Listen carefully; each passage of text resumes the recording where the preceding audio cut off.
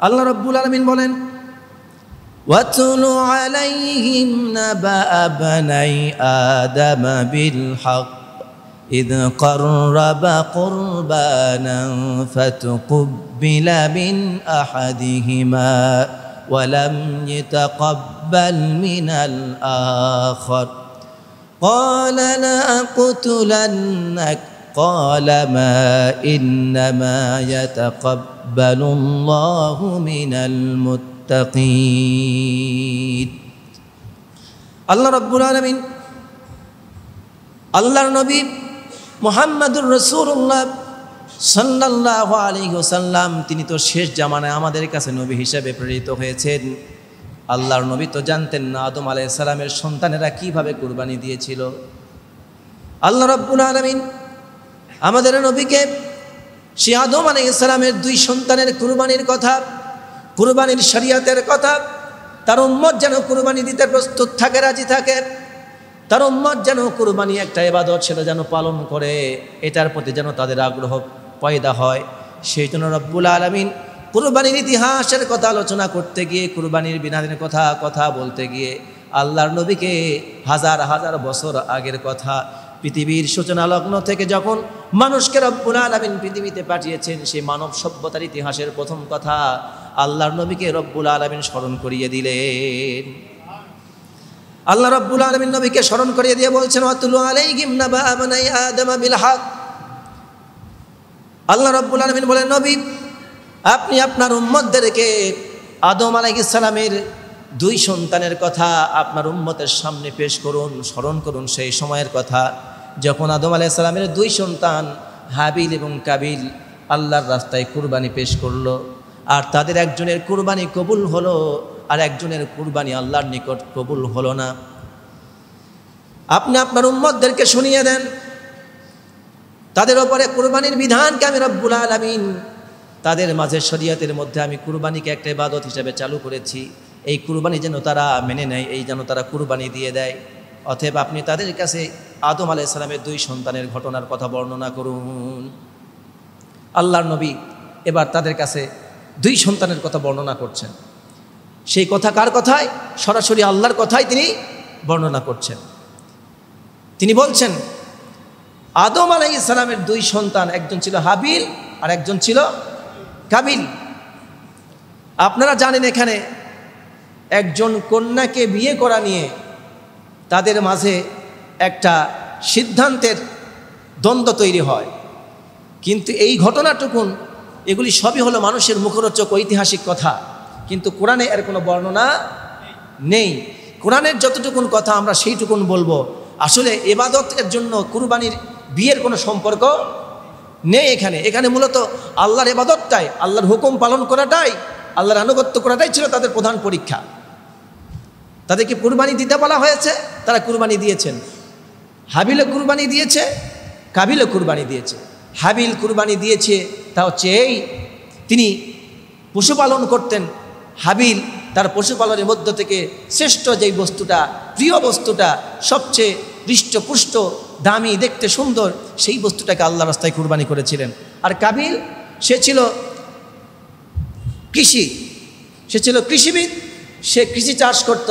চাষবাসের ভেতর থেকে সে আল্লাহ যখন তাকে কুরবানি দিতে বলল, আদম আলাইহিস সালামের মাধ্যমে বাবা বললেন তোমরা আল্লাহ রাস্তায় কুরবানি করো, তখন আদম আলাইহিস সালামের আরেক সন্তান কাবিল, এই সন্তান তখন কি করলো, তার চাষবাসের ফসল ফলাদির ভেতর থেকে যেটা কেউ নিতে চায় না, দুর্বল, খারাপ, নষ্ট হওয়া, দাম কম, এমন জিনিসটা সে আল্লাহ রাস্তায় কুরবানি করলো। দুইটা বস্তুই যখন আল্লাহ রাস্তায় পেশ করলো, তখন আল্লাহ তাআলা হাবিলের কুরবানিটা কবুল করলেন, কাবিলের কুরবানিটা কবুল করলেন না। সেই সময় কুরবানি কবুল হওয়ার একটা প্রথা ছিল, আল্লাহর পক্ষ থেকে আগুন এসে যার কুরবানিকে পোড়ায় দিয়ে যাবে তারটা কবুল হয়েছে, আর যারটা পোড়াবে না তারটা কবুল হয়নি। তাহলে এখান থেকে একটা বিষয় আমরা জানতে পারি, তা হচ্ছে এই, কুরবানি যখন আমরা দেব, আমাদের চোখে যাকে সুন্দর লাগবে, আমার কাছে যাকে প্রিয় মনে হবে, আমার সাধ্যের মধ্যে যেটা আমার কাছে সবচেয়ে ভালো, সেটাকেই আল্লাহর রাস্তায় কুরবানি করতে হবে। কারণ ভালো বস্তুটাই কুরবানি দিতে বলেছেন আল্লাহ তাআলা। কে বলেছেন?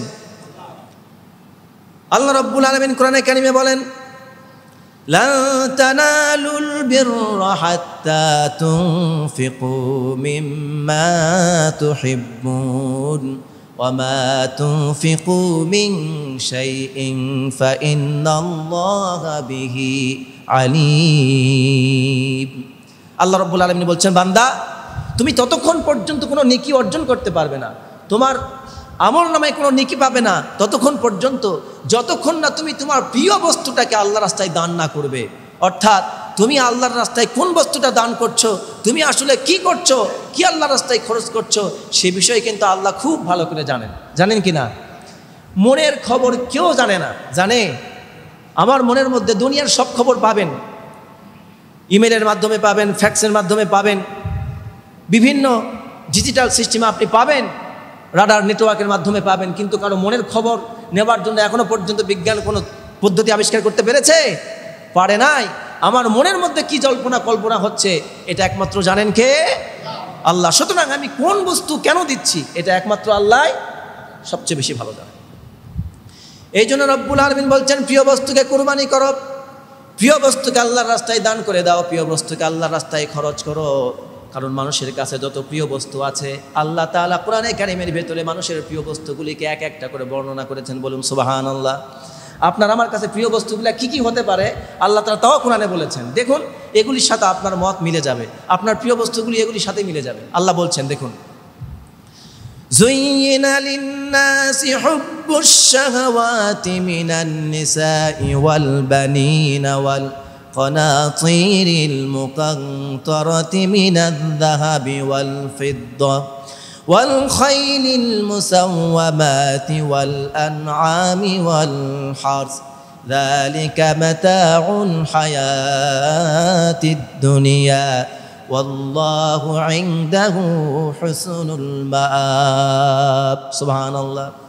আল্লাহ রাব্বুল আলামিন কত সুন্দর করে তার বান্দাকে বুঝিয়ে বলছেন, বান্দা তোমার কাছে কোন বস্তুগুলি প্রিয় তাও আমি জানি।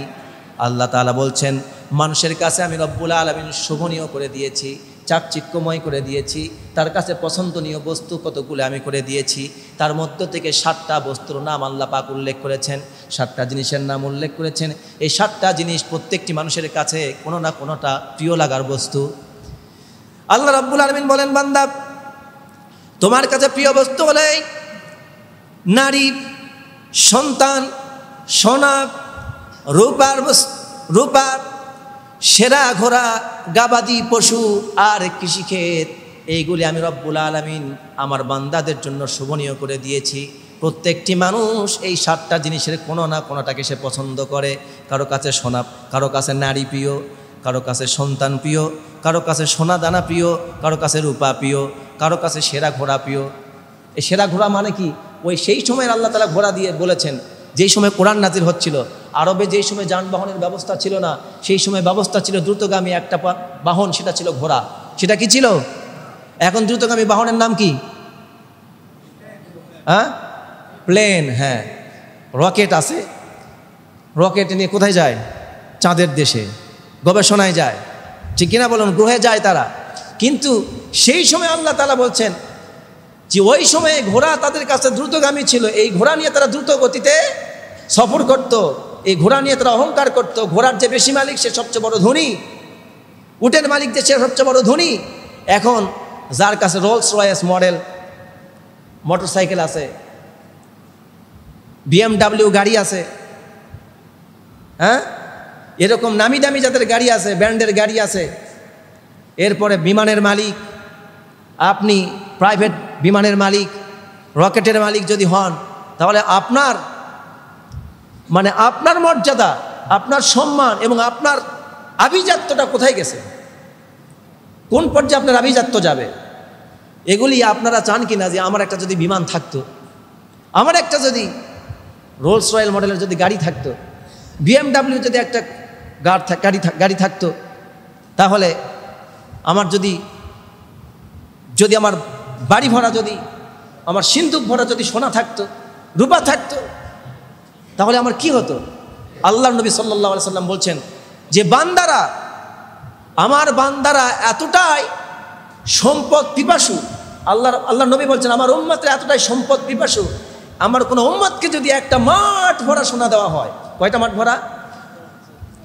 আল্লাহর নবী বলেন, আমার কোনো উম্মতকে যদি একটা মাঠ ভরা সোনা দেওয়া হয়, তাহলে আমার সেই উম্মত বলবে, আল্লাহ আর একটা মাঠ ভরা যদি সোনা ভরা পেতাম। আবার যদি তাকে আর একটা মাঠ ভরা সোনা দেওয়া হয়, দ্বিতীয়বার সে আবার বলবে, আল্লাহ আর একটা তৃতীয় মাঠ ভরা যদি সোনা পেতাম। এভাবে আমি আল্লাহর বান্দাদেরকে আল্লাহ রাব্বুল আলামিন যত মাঠ ভরা সোনা দেবেন, বান্দা ততই আল্লাহর কাছে আরো চাইবে, বলবে, আল্লাহ আর একটা মাঠ ভরা যদি সোনা পেতাম। আল্লাহর নবী শেষ পর্যায়ে বলেন, আমার উম্মতের মধ্যে কোনোদিন তাদের ধন সম্পদের আকাঙ্ক্ষা তাদের ফুরাবে না, প্রত্যাশা ফুরাবে না, আশা তাদের কোনোদিন শেষ হয়ে যাবে না। যতদিন না পর্যন্ত আমার উম্মতের পেট মাটি দ্বারা পূর্ণ না হবে, ততদিন পর্যন্ত আশা শেষ হবে না। শেষ তাদের পেটটা পূর্ণ হবে মাটি দিয়ে। কি দিয়ে? অর্থাৎ যেদিন তাদের মৃত্যু হবে, মৃত্যু হওয়ার পর ওই মাটি যখন কবরে তাদের পেটকে পূর্ণ করে দিবে, ততক্ষণ পর্যন্ত বান্দার আশা ফুরাবে না। এখানে যতই আমি বলি না কেন, না হুজুর আমার কোনো চাওয়া পাওয়া নাই, যাই দেখেন ওরই চাওয়া পাওয়া বেশি। আছে না এরকমের লোক? সুতরাং আল্লাহ বলছেন, এগুলির প্রতি আকাঙ্ক্ষা মানুষের নেচারালগত, এগুলি মানুষের স্বভাবগত, এটা প্রকৃতিগতভাবে মানুষের স্বভাব যে মানুষ আরও চায়, মানুষের চাওয়া পাওয়া পূরণ হবে না। এই চাওয়া পাওয়া পূরণ করার একটা জায়গা, সেটার নাম হলো জান্নাত। সেটা জায়গার নাম কি? জান্নাত। সুতরাং যেই কথাটি বোঝাতে চায় তা হচ্ছে মানুষের প্রিয় বস্তু আছে না নাই? সুতরাং হাবিল যখন প্রিয় বস্তু কোরবানি করলো, আর কাবিল যখন দুর্বল নষ্ট হওয়া, যেটা মানুষ নিতে চায় না, দাম কমে এমন বস্তু যখন কোরবানি করলো, তখন আল্লাহ সেটা কবুল করলেন না। তখন কাবিল কি বললো জানেন? কাবিল তখন বলছে, দেখুন, মানুষের সম্মানে যখন আঘাত আসে, আপনার যখন ভুল ধরা পড়ে, কিছু মানুষের স্বভাব আছে দেখবেন, ওর ভুল ধরলে সে খেপে যায়, আছে না নাই? আপনি যদি তার দোষ ত্রুটি আলোচনা করেন, সে খেপে যায়। এমন স্বভাবের লোক বোধহয় বাংলাদেশে নাই।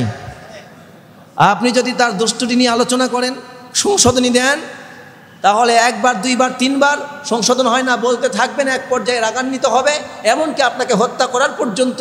যদি আরো বড় দোষ হয়, বড় দোষ যদি গোপন করে দেন, তাহলে সে আপনাকে হত্যা করার জন্য রাস্তা খুঁজবে, যাতে করে আপনি তার বড় দোষটা প্রকাশ করে দিতে না পারেন। ঠিক কিনা বলুন?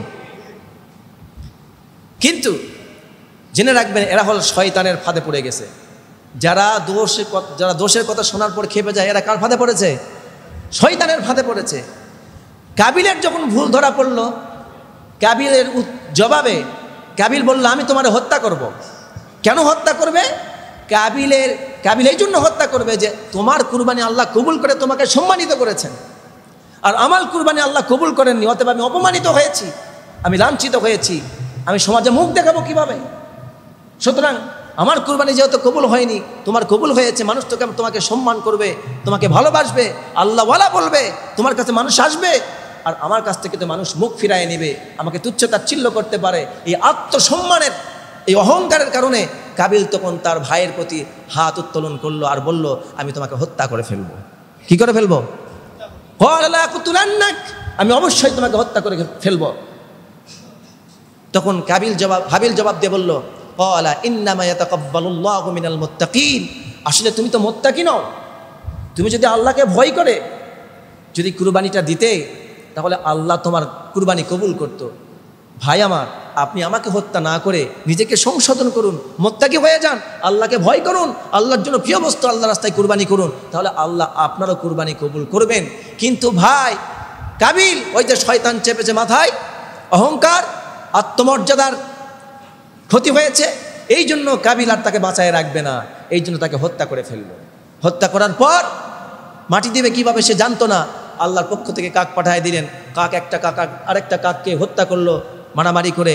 এরপর কাকটা আরেকটা কাককে পা দিয়ে মাটি আছড়ে তাকে ঢুকায় রাখলো মাটির নিচে। এটা দেখে কাবিল তখন তার হাবিলকে মাটির মধ্যে কবরস্থ করার ব্যবস্থা করলো। এইভাবে সে শিক্ষা পেয়েছে। এতটুকুন জ্ঞানও যার ছিল না, কিন্তু অহংকারটা বেশি ছিল। ঠিক কিনা বলুন? সুতরাং যাদের ভুল ত্রুটি ধরা পড়ে, অহংকার করবেন না, ভুল সংশোধন করে দিলে নিজেকে সংশোধন করে নেবেন, তাহলেই আল্লাহর কাছে প্রিয় ব্যক্তি হতে পারবেন। সুবহানাল্লাহ বলুন। আল্লাহর কাছে প্রিয় হওয়ার জন্য আল্লাহর নবী বলেছেন যে কুল্লু বানি আদম, নবী করিম সাল্লাল্লাহু আলাইহি সাল্লাম বলেছেন কুল্লু বানি আদম খাত্তাউন। আল্লাহর নবী বলেন প্রত্যেকটি আদম সন্তান ভুল করে, খায়রুল খাত্তাইনা আত-তাওয়াবুন, আর সবচেয়ে উত্তম বান্দা সেই যে আদম সন্তান ভুল করার পর আল্লাহর কাছে তওবা করে ফিরে আসে, সে হচ্ছে আল্লাহর কাছে উত্তম বান্দা। সুবহানাল্লাহ। সুতরাং ভুল করার পর ভুল ধরাই দিলে সংশোধন হতে হবে, অহংকার করা চলবে না। আল্লাহ রাব্বুল আলামিন আদম আলাইহিস সালামের ঘটনা শোনানোর পর আল্লাহর নবীকে বললেন, আল্লাহর নবী আপনার উম্মতরাও যখন কুরবানি করবে তারা যেন অহংকারী না হয়ে যায়, তারা যেন আল্লাহর রাস্তায় প্রিয় বস্তু কুরবানি করে, আর কোনো ভুলের কারণে যদি কুরবানি কবুল না হয় তাহলে তারা যেন নিজেদেরকে সংশোধন করে নেয়, ওরা যেন নিজেদেরকে আল্লাহর ভয়ে নিজেকে মোত্তাকি বানায় নেয়, আল্লাহর জন্যই যেন নিয়তকে খালেস করে কুরবানি করে দেয়, তাহলে আল্লাহ কবুল করবেন। আর তাহলে আমাদের জন্য শিক্ষণীয় হলো, আমরা যখন কোনো বস্তু কুরবানি করব তখন শুধুমাত্র লোক দেখানোর জন্য নয়, শুধুমাত্র সামাজিকতার জন্য নয়, শুধুমাত্র আত্মহমিকা প্রকাশ করার জন্য নয়, টাকা পয়সার গৌরব দেখাবার জন্য নয়, কুরবানিটা একমাত্র আল্লাহর সন্তুষ্টির জন্য আল্লাহর নামে দিতে হবে, তবেই কুরবানি কবুল হবে। এটি ছিল কুরবানির প্রথম প্রেক্ষাপট। কি প্রেক্ষাপট? প্রথম প্রেক্ষাপট। আমি কুরবানির শিক্ষার কথা পরে বলছি। দ্বিতীয় প্রেক্ষাপটে আমরা যে কুরবানির সুন্নাত পেয়েছি, আমরা যে বর্তমান কুরবানির সুন্নাত পেয়েছি, এটা কিন্তু আদম আলাইহিস সালামের সুন্নাত, বিধান। সুন্নাত ওইটা নয়, পদ্ধতি ওইটা নয়। এখন যদি ওই পদ্ধতি থাকতো যে কুরবানি দেওয়ার পর এটা মানুষ খেতেও পারবে না, রেখে আসতে হবে পাহাড়ে কিংবা একটা মরুভূমিতে, একটা খোলা ময়দানে, এরপর আকাশ থেকে আগুন এসে কুরবানি পোড়ায় দেওয়া যাবে, তাহলে কবুল হবে, আর বাকিটা পড়ে থাকবে কবুল না হলে, আমাদের অবস্থাটা কি হতো? সমাজে তো আমার মনে হয় গন্ডগোল আরও বেড়ে যেত কি না? গন্ডগোল বেড়ে যেত। সুতরাং আল্লাহ তাআলা আমাদেরকে হানাহানি থেকে রক্ষা করেছেন, বলুন আমিন। আল্লাহ রাব্বুল আলামিন আমাদেরকে যে কুরবানির সুন্নাহ পদ্ধতি শিক্ষা দিয়েছেন, আল্লাহর নবী সাল্লাল্লাহু আলাইহি ওয়াসাল্লামের কাছে সাহাবায়ে কেরাম জিজ্ঞেস করলেন, আসহাবু রাসূলিল্লাহ সাল্লাল্লাহু আলাইহি ওয়াসাল্লাম, মা হাদিল আদহি ইয়া রাসূলুল্লাহ। নবীজিকে জিজ্ঞেস করলেন, ইয়া আল্লাহর রাসূল, এই কুরবানিটা কি, উদহিয়া কি? নবী করিম সাল্লাল্লাহু আলাইহি ওয়াসাল্লাম জবাব দিয়ে বললেন, সুন্নাত আবিকুম ইব্রাহিম, এটা হলো তোমাদের পিতা হযরত ইব্রাহিম আলাইহিস সালামের সুন্নাত, অতএব তোমরা ইব্রাহিম আলাইহিস সালামের সুন্নাতকে স্মরণ করার জন্য কুরবানি করবে। সুবহানাল্লাহ। মিল্লাত আবিকুম ইব্রাহিম, এটা আমাদের জাতির পিতা ইব্রাহিম আলাইহিস সালামের সুন্নাত। যদি আমরা কুরবানি করি এর বিনিময়ে ক্বালা বিকুল্লি শাআরাতিন হাসানা, তাহলে এর বিনিময়ে রব্বুল আলামিন প্রত্যেকটি পশমের বিনিময়ে নেকি দান করবেন। সুবহানাল্লাহ। ইব্রাহিম আলাইহিস সালাম থেকে কীভাবে সুন্নাত আসলো দেখুন, প্রত্যেকটি কথার মধ্যে শিক্ষা আছে। শেষে আমি এক কথায় বলে দেব শিক্ষাগুলি। হযরতে ইব্রাহিম আলাইহিস সালাম সর্বপ্রথম একমাত্র আল্লাহর আনুগত্যের, নিঃশর্ত আনুগত্যের পরীক্ষা দিতে গিয়ে, তাওহীদকে প্রতিষ্ঠা করতে গিয়ে নমরুদের অগ্নিকাণ্ডে পড়লেন, ঠিক কিনা বলুন? সেখান থেকে বেঁচে ফিরলেন, আল্লাহ তাআলা তাকে মদদ করলেন, সাহায্য করলেন, সেখান থেকে বেঁচে ফিরলেন। এরপর তিনি দেশ ত্যাগ করলেন, হিজরত করলেন। কি বললেন? ইন্নী যাহিবুন ইলা রাব্বি সায়াহদিন। তিনি বললেন, এই সমাজের কেউ যখন তাওহীদ গ্রহণ করলো না, এই সমাজের কেউ যখন শিরক ছাড়লো না, তাহলে এই সমাজে আমি আর থাকবো না। অন্য নতুন এলাকায় গিয়ে মানুষকে দাওয়াত দিব, মানুষ যেন দিন গ্রহণ করে তাওহীদপন্থী হয়ে যেতে পারে। তখন তিনি সাথে তার স্ত্রী সারাকে নিলেন এবং তার ভাতিজা লূত আলাইহিস সালামকে সাথে নিলেন। নেওয়ার পর তিনি হিজরত শুরু করলেন। এরপর পথের মধ্যে একটা দুর্ঘটনা ঘটলো। মিশরের এক ফেরাউনের কাছে তিনি বন্দী হয়ে গেলেন। সেই ফেরাউনের কাছে গিয়ে আল্লাহ তাআলার পক্ষ থেকে সেই ফেরাউন পরাজিত হয়ে গেল। পরাজিত হওয়ার পর ওই ফেরাউন আবার ইব্রাহিম আলাইহিস সালামকে একজন দাসী, একজন খাদেমাকে উপহার দিয়েছিলেন, তার নাম ছিল হাজেরা। তার নাম কি? হাজেরা। মা হাজেরাকে তিনি উপহার হিসাবে পেলেন। পথের মধ্যে আস্তে আস্তে এবার একটা জায়গায় তিনি তাঁবু গাড়লেন। গাড়ার পর কিছুদিন অবস্থান করলেন। তিনি চলে আসলেন ফিলিস্তিনে। আর মা সারা তিনি ইব্রাহিমকে বললেন, যেহেতু খাদেমা হিসাবে হাজরাকে পেয়েছেন, আমার যেহেতু সন্তান হয় না, আমার বয়স অনেক হয়ে গেছে, অতএব আপনি হাজরাকে বিবাহ করুন, আল্লাহ যদি তার মাধ্যমে আমাদের সন্তান দিয়ে ধন্য করেন। সুবহানাল্লাহ বলুন। কি মহাব্বত, কি ভালোবাসা! এটা হয়ে গেল, সন্তান ভূমিষ্ঠ হলেন। এবার আল্লাহ তাআলার আদেশেই আবার ওই সন্তানকে কিছুদিন পর ভূমিষ্ঠ হওয়ার পর আল্লাহর নির্দেশে আবার তাকে হিজরত করে তাকে মরুভূমিতে নির্বাসন দিয়ে আসলেন। আপনারা জানেন, কাবার চত্বরে তাকে রেখে আসা হলো। আমি ঘটনা বলার উদ্দেশ্য না। আবারও তিনি পরীক্ষার সম্মুখীন হলেন। দুগ্ধপোষ্য ছোট্ট একটি বাচ্চা, যে বাচ্চা দুধ ছাড়া বাঁচে না, মায়ের ভালোবাসা ছাড়া বাঁচবে না। বাবার এই সময় ব্যাপক দেখাশোনার প্রয়োজন, খরচের প্রয়োজন, খাবারের প্রয়োজন। ঠিক সেই মুহূর্তে আল্লাহ বলেন, ইব্রাহিম তুমি বৃদ্ধ বয়স।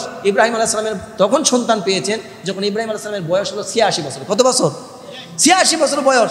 যেই ব্যক্তি বিবাহ করার পর দীর্ঘদিন সন্তান পায় না, নিঃসন্তান, এমন ব্যক্তি বোঝে যে সন্তান না থাকার কষ্টটা কত। তাও আবার পেয়েছে ৮৬ বছর বয়সে। এখন বলুন, বৃদ্ধ বয়সে যদি একটা বাচ্চা কোনো রকম একটা বংশ রক্ষার জন্য পায়, তার প্রতি ভালোবাসা কম না বেশি?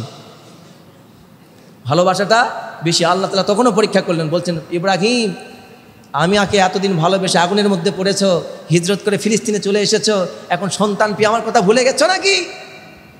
ইব্রাহিম, তোমার সন্তানকে আবার কুরবানি দিয়ে আসো, মানে এখন নির্বাসনের কুরবানি দাও। কোনো প্রশ্ন করলেন না, দ্বিধাহীন প্রশ্ন। আল্লাহ বলেছেন, সাথে সাথে শত মাইল, হাজার মাইল অপেক্ষা করে তিনি রেখে চলে আসলেন কাবার চত্বরে, মরুভূমির প্রান্তরে, সেখানে রেখে চলে আসলেন। আবার ইব্রাহিম আলাইহিস সালামের সন্তান কিছুদিন বড় হয়ে গেল, ফিলিস্তিনে ফিরে আসতেন ইব্রাহিম আলাইহিস সালাম। কিছুদিন বড় হয়ে গেল, 12-13 বছরের মতো বয়স হয়ে গেল। ফালাম্মা বালাগা মাহু সায়া, যখন সে হাঁটতে শিখলো, চলতে শিখলো, দৌড়াতে শিখলো, একটু কাজ করতে শিখলো, ঠিক সেই মুহূর্তে ইব্রাহিম আলাইহিস সালামকে আল্লাহ তাআলা স্বপ্ন দেখালেন। স্বপ্ন দেখিয়ে বলছেন, ইব্রাহিম, তোমার প্রিয় বস্তুকে কুরবানি করো। তিনি স্বপ্নে দেখছেন তিনি তার নিজের সন্তানকে জবাহ করছেন। এখন আল্লাহ তাআলা তার ইব্রাহিমকে ফেরেশতার মাধ্যমে ওহী পাঠিয়ে এই কথা আদেশ না করে স্বপ্নে বললেন কেন? এটার মধ্যে ইব্রাহিমকে পরীক্ষা করেছেন। সুবহানাল্লাহ। ওনার পুরো জীবনটা শুধু পরীক্ষা ছিল। এটা এই জন্য করেছেন যে ইব্রাহিমকে তিনি পরীক্ষা করতে চেয়েছেন, দেখি ইব্রাহিম আমি আল্লাহর স্বপ্নে দেখানো আদেশটা পালন করে নাকি স্বপ্নের ব্যাখ্যা খোঁজার জন্য এদিক সেদিক দৌড়াদৌড়ি করে। স্বপ্নে পাওয়া আদেশ পালন করার জন্য ইব্রাহিম আলাইহিস সালাম এক নিয়তে দাঁড়িয়ে গেলেন। বললেন, আল্লাহ যখন আদেশ করেছেন স্বপ্নের মাধ্যমে সন্তানকে কুরবানি দিতে, ব্যাখ্যা খোঁজার দরকার নাই। আল্লাহ, একটা সন্তানই পেলাম ৮৬ বছর বয়সে, কেবলমাত্র তার বয়স 12-13 বছর, কোনো রকম আমাকে ডাকতে শিখেছে, কাজ করতে শিখেছে, আমার সাথে দৌড়া চলাফেরা করতে শিখেছে। আল্লাহ, এটা আসলেই সত্য নাকি মিথ্যা, এরকম চিন্তা ভাবনা না করে আল্লাহকে বলছেন না, আল্লাহ একটা সন্তান দিয়ে এটা আবার কেন নিবা, এই ধরনের প্রশ্ন না করে তিনি আল্লাহর কথা পালন করার জন্য চলে গেলেন। আবার সন্তানের কাছে হাজার কিলোমিটার পথ পাড়ি দিয়ে পরিবারের কাছে ফিরে গেলেন। যাওয়ার পর সন্তানের কাছে গিয়ে সব ঘটনা খুলে বললেন। এই জন্য এখানে একটা ছোট্ট সূক্ষ্ম শিক্ষা হলো এই, আল্লাহ তাআলা তাকে স্বপ্নের মাধ্যমে এই জন্য বলেছেন যাতে করে ইব্রাহিম আলাইহিস সালামের পূর্ণ আনুগত্যের পরীক্ষা নেওয়া যায়, যে ইব্রাহিম আলাইহিস সালাম পূর্ণ আনুগত্য আল্লাহর করেন নাকি তিনি কোনো যুক্তি খোঁজেন নাকি স্বপ্নের ব্যাখ্যা খোঁজেন। ইব্রাহিম আলাইহিস সালাম এতটাই পরীক্ষায় উত্তীর্ণ হয়েছিলেন যে আল্লাহ তাআলার এই স্বপ্নে তিনি কোনোদিন এর ব্যাখ্যা খুঁজতে যাননি। সুবহানাল্লাহ। আল্লাহ রাব্বুল আলামিনের হাবিব খলিলুল্লাহ, আল্লাহ রাব্বুল আলামিনের খলিল ইব্রাহিম আলাইহিস সালাম যখন স্বপ্নে দেখলেন, দেখার পর এবার তিনি বাড়ি চলে গেলেন। বাড়িতে যাওয়ার পর এবার সন্তানকে, তার স্ত্রীকে বলছে, আমার প্রাণপ্রিয়তমা স্ত্রী হাজেরা, আল্লাহ রাব্বুল আলামিন আমাকে স্বপ্নে দেখাচ্ছেন আমি আমার কলিজার টুকরা ইসমাইলকে আমি জবাহ করছি, কুরবানি দিচ্ছি, তোমার মতামত কি? নবীজির স্ত্রী জবাব দিয়ে বললেন, আল্লাহর নবী খলিল ইব্রাহিম, আল্লাহ তাআলা যেহেতু আপনাকে অর্ডার করেছেন, আদেশ করেছেন, আমার কোনো দ্বিমত নেই। আল্লাহর আদেশ পালন করাই সর্বপ্রথম আমাদের জন্য ইবাদত। অতএব আল্লাহ যেহেতু কুরবানি দিতে বলেছেন, আমি মা হয়ে এই কুরবানিকে থামাতে বলতে পারি না। সাজায় গোছায় বের করে দিলেন। এবার সন্তানকে বললেন না, সন্তানকে সাথে নিয়ে চলে যাচ্ছেন মিনার প্রান্তরে। ছুরি টুরি যা লাগে সব কিছু নিয়েছেন, হাতের মধ্যে দড়ি রশি যা লাগবে, নিজের সন্তানকে কুরবানি করার জন্য বুকে হিম্মত। সেই সময় তো কান্নায় ভেঙে পড়ার কথা, দুশ্চিন্তায় ভেঙে পড়ার কথা, নিজের সন্তান আজকে আমার, তার সন্তানের গলায় ছুরি চালাতে হবে, বেকারগ্রস্ত হয়ে যাওয়ার কথা। কিন্তু তিনি না, ভেঙে পড়লেন না, ছুরি নিলেন, দড়ি নিলেন, যা দরকার সব কিছু নিলেন, চলে গেলেন মিনার প্রান্তরে। যাওয়ার পর সন্তানকে এবার ডাক দিয়ে বলছে, ইসমাইল, আমার কলিজার টুকরা সন্তান, আল্লাহ তাআলা আমাকে স্বপ্নে দেখিয়েছেন। কি দেখিয়েছেন? ইয়া বুনাইয়া ইন্নী আরা ফিল মানামি আন্নী আযবাহুকা ফানজুর মাযা তারা।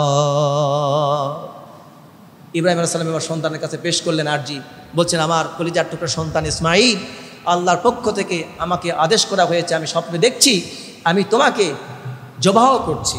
এখন বলো তোমার মত কি, তোমার সিদ্ধান্ত আমাকে জানাও। তুমি যদি রাজি থাকো তাহলে কুরবানি করব, রাজি না থাকলে কুরবানি করব না, এমনটা না। আল্লাহর পক্ষ থেকে আমি আদিষ্ট হয়েছি, তোমাকে কুরবানি করছি, এখন তোমার মতামত জানাও।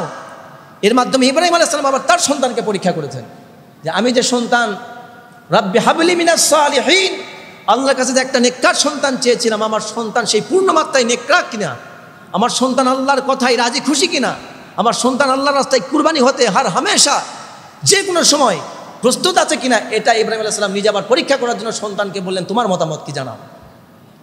তার মানে কি এই বোঝা গেল যে ওর সন্তান রাজি থাকলে কুরবানি করবে, না থাকলে করবে না, এটা এরকম বোঝা গেল নাকি? না, তিনি পরীক্ষা করছেন। এখন তিনি দেখতে চাচ্ছেন সন্তান রাজি হলেও কুরবানি করবেন, না রাজি হলেও কুরবানি করবেন, তবু একটু পরীক্ষা করে নিচ্ছেন। সুবহানাল্লাহ। আল্লাহর নবী যখন বললেন, সন্তান তাকে সুন্দর করে জবাব দিয়ে বলছে, বাবা আমার, আল্লাহ রাব্বুল আলামিন যেহেতু আপনাকে অর্ডার করেছেন, আমি আপনাকে কখনো নিষেধ করতে পারি না, কারণ আমাদের জীবন মৃত্যু একমাত্র কার জন্য? আমরা আল্লাহর বান্দা, আমাদের জীবন, আমাদের মৃত্যু, আমাদের সব কিছু একমাত্র আল্লাহর জন্য, ইবাদত সব কিছু আল্লাহর জন্য। অতএব আমি যদি আল্লাহর রাস্তায় কুরবান হয়ে যেতে পারি, আর আল্লাহ যদি আমার কুরবানি কবুল করে থাকেন, তাহলে আমি ইসমাইলের জন্য আমার জীবন ধন্য, আল্লাহর কাছে আমি প্রিয় পাত্র হয়ে যেতে পারবো। অতএব আমার বাবা, আপনি নির্দ্বিধায় নিশ্চিন্তে আমাকে কুরবানি করে দিয়ে আল্লাহর আদেশ আপনি পালন করুন, কোনো ধরনের দুশ্চিন্তা করবেন না। সুবহানাল্লাহ।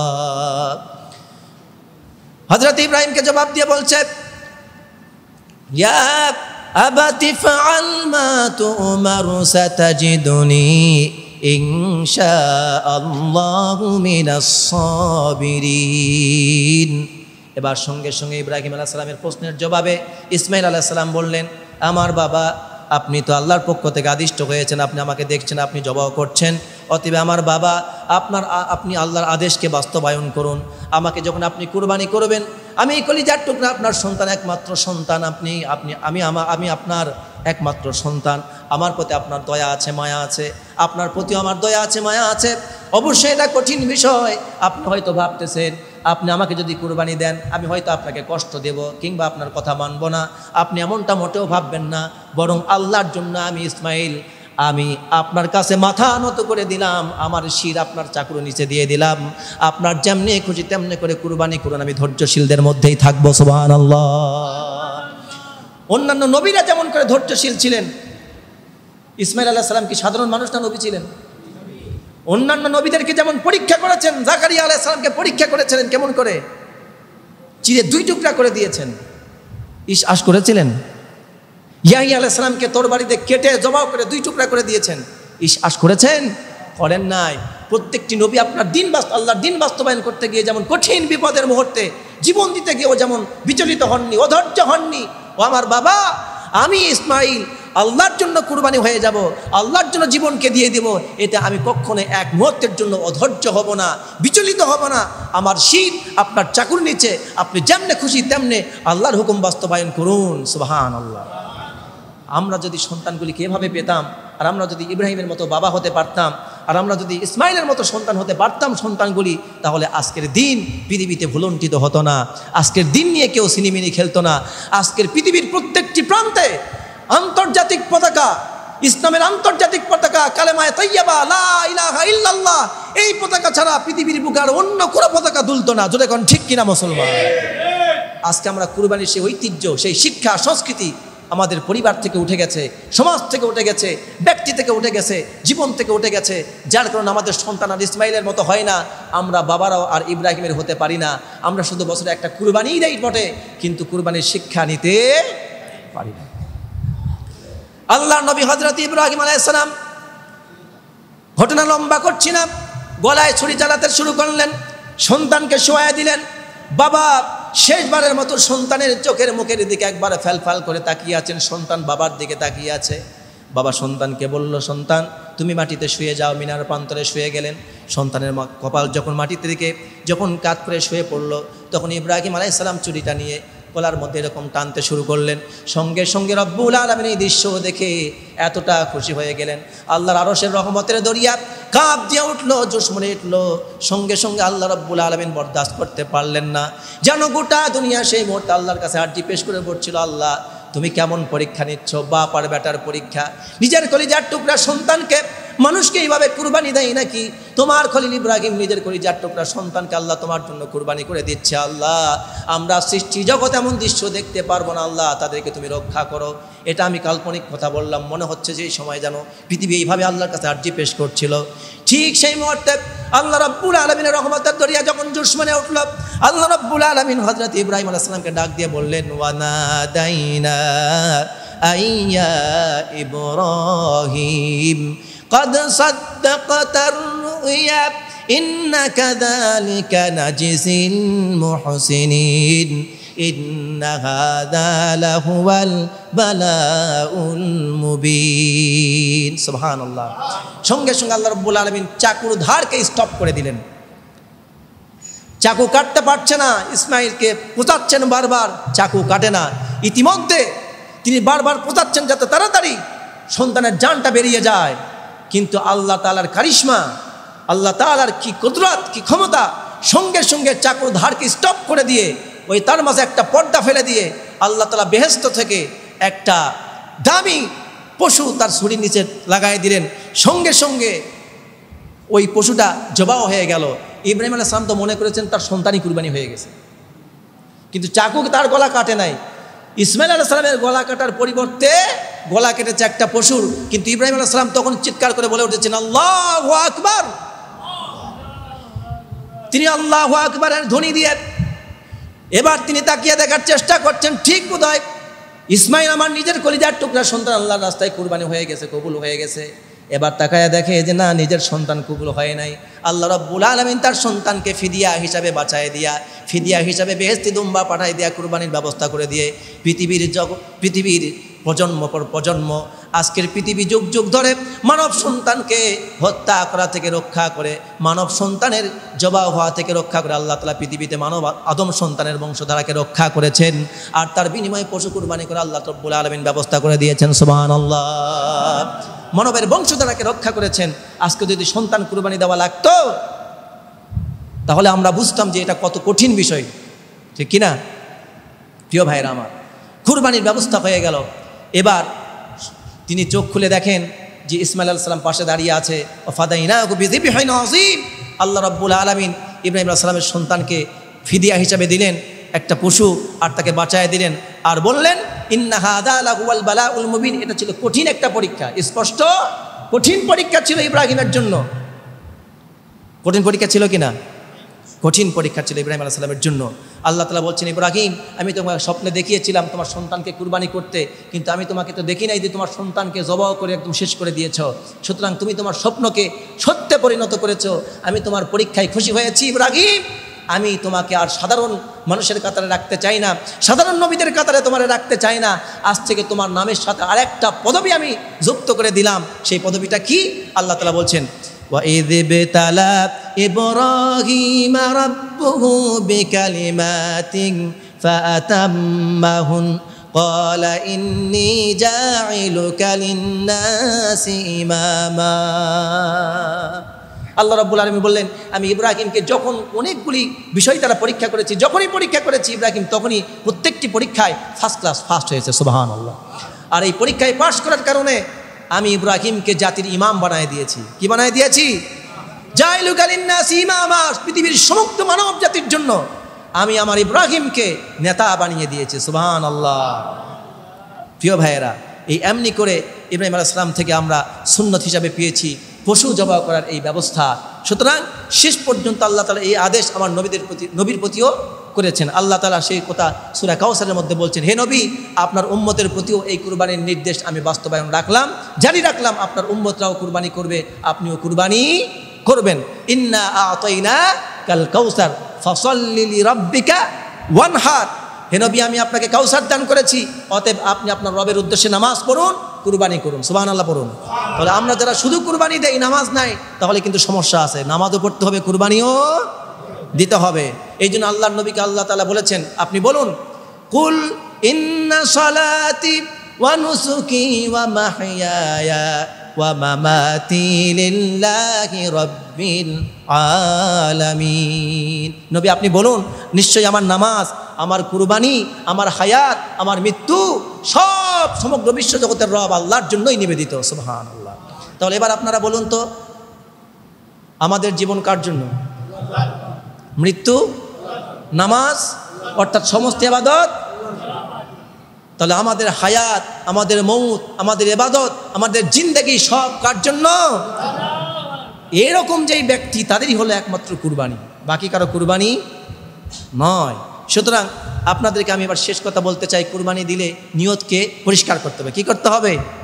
নিয়তকে পরিষ্কার করতে হবে। আল্লাহ তাআলা তাই বলছেন, লা ইয়ানালাল্লাহা লুহুমুহা ওয়ালা দিমাউহা ওয়ালাকিন ইয়ানালুহুত তাকওয়া মিনকুম।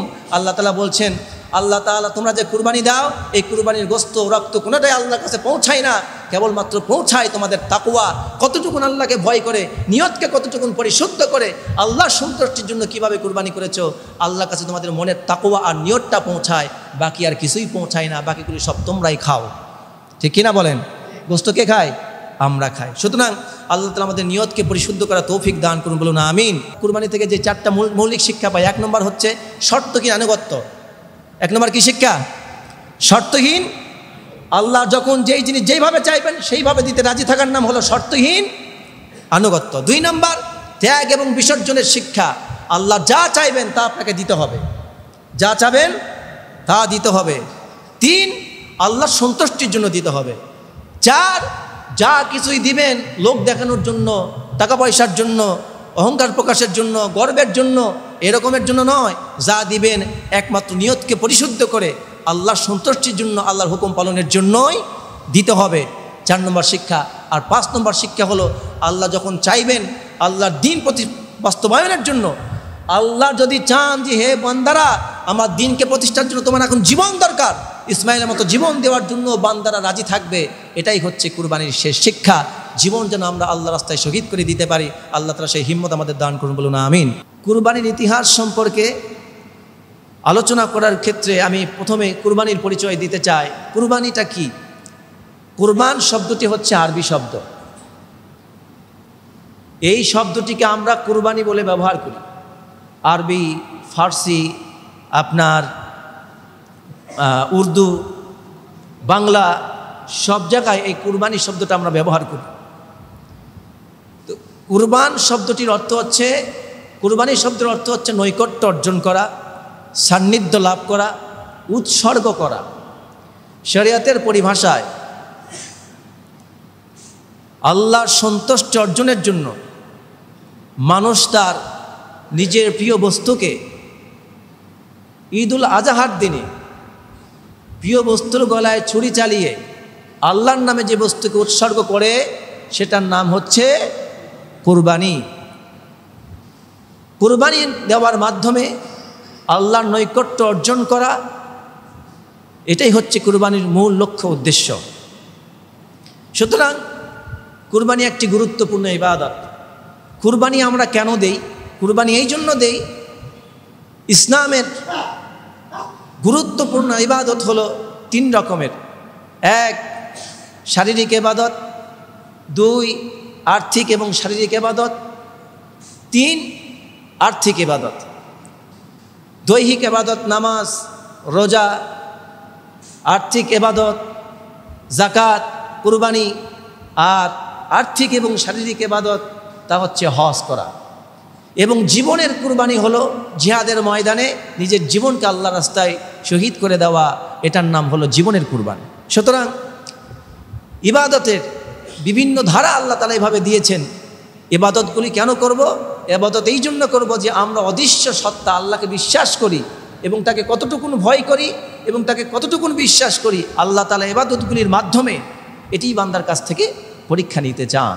সুতরাং কুরবানি হচ্ছে এমন একটি মাধ্যম, তা হচ্ছে এই আল্লাহ রাব্বুল আলামিন বান্দাকে দৈহিক, শারীরিক এবং আর্থিক ইবাদত যে দিয়েছেন, যাতে করে বান্দা দৈহিক ইবাদতের পাশাপাশি আর্থিক ইবাদতের প্রতিও যত্নশীল হন। এই জন্য রব্বুল আলামিন কুরবানির আর্থিক ইবাদতের ব্যবস্থা করেছেন। আর আত্মশুদ্ধি অর্জনের অন্যতম মাধ্যম হচ্ছে আল্লাহর রাস্তায় খরচ করা। আল্লাহর রাস্তায় খরচ করার মাধ্যমে নিজের জীবনকে, আত্মাকে যতটা পরিশুদ্ধ করা যায়, অন্য কোনো মাধ্যমে আত্মাকে ততটা পরিশুদ্ধ করা যায় না। কারণ আপনারা একটি প্রচলিত কথা সবাই জানেন যে জান দিতে রাজি আছি, মাল দিতে রাজি নাই।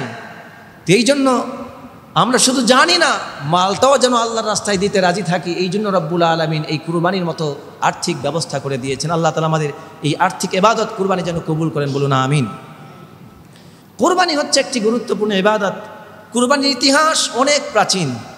এই পৃথিবীতে মানব সভ্যতার ইতিহাস যত প্রাচীন, কুরবানির ইতিহাস ঠিক ততটাই প্রাচীন।